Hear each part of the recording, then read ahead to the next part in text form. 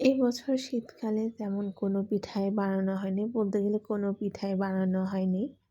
আর আমার না বরাবরের মতো পিঠা খেতে অনেক বেশি ভাল লাগে। কিন্তু আমি একটু ভালো পিঠা বানাতে পারিই না। তাও হচ্ছে আমি আমার আনাড়ির হাতে একটু চেষ্টা করলাম যে দেখি কিছু হয় কিনা। তো মোটামুটি যতটুকু পেরেছি অতটাই করেছি। যদি কোনো ভুল হয় অবশ্যই এখানে ক্ষমা দৃষ্টিতে দেখবে। এই শীতে কিন্তু মা বাসায় ছিল না। তো এইজন্য আমার কোনো পিঠা খাওয়া হয়নি।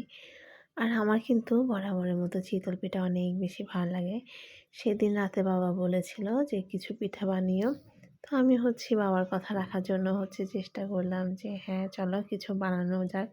যেহেতু নিজেরও অনেক বেশি খেতে ইচ্ছে হচ্ছে। এরপর সুন্দর করে বানিয়ে নিয়েছিলাম। এরপরে এই যে দেখো খেজুরের রস দিয়ে পিঠা খেয়েছি। অনেক, অনেক বেশি মজা হয়েছিল। আমার তো যেহেতু পিঠা ভালো লাগে আমার অবশ্যই খেতে মজা লাগবে, এটা স্বাভাবিক। এরপরে চলে গিয়েছিলাম রান্না করতে।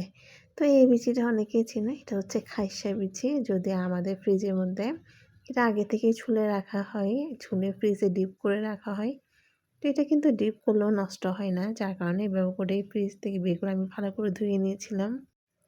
আর এই যে আমি আজকে একটু অন্যরকমভাবে রান্না করছি। এটা ১ম এ দেখতে তোমাদের একদমই ভালো লাগবে না। কিন্তু এভাবে করে চেষ্টা করে দেখিও। খেতে কিন্তু অনেক বেশি ভালো হয়।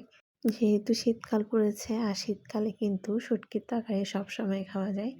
এই যে দেখো কালারটাও চেঞ্জ হয়ে গেছে আর সঙ্গে, সঙ্গে আমি দিয়ে দিয়েছিলাম টমেটো। আর এদিকে হাঁসের ডিম ভেজে নিচ্ছি। হাঁসের ডিমগুলো এখানে দিয়ে দিব। এরপরে দিয়ে দিব পেঁয়াজ বেরেস্তা করে। পেঁয়াজ বেরেস্তা বলতে গেলে তেমন একটা ভাজার দরকার নেই। মোটামুটি একটু পেঁয়াজের যে তেলের গন্ধটা থাকে ওইটা হলেই চলবে।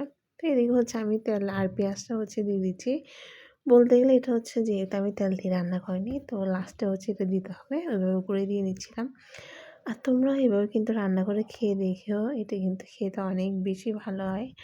আজকে এতটুকু। তোমরা সবাই ভালো থেকো, সুস্থ থেকো। তোমাদের সাথে সামনে কিন্তু আমার আরও অনেক গল্প হবে।